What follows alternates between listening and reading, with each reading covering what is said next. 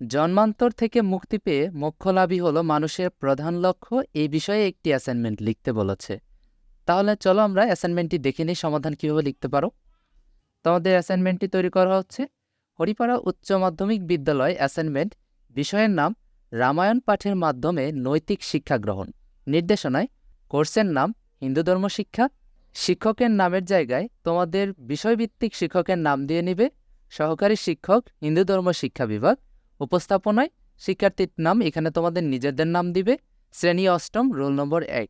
জমা দেওয়ার তারিখ 10-11-2024। তথ্যসূত্র হিন্দু ধর্ম শিক্ষা 2024, অন্যান্য হিন্দু ধর্মীয় গ্রন্থ।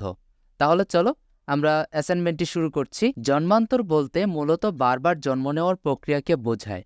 জন্মান্তরের দুটি প্রক্রিয়া রয়েছে। একটি জন্মান্তরের চক্র, যার অর্থ মানুষ শিশু হিসেবে জন্মগ্রহণ করে বৃদ্ধ হয়ে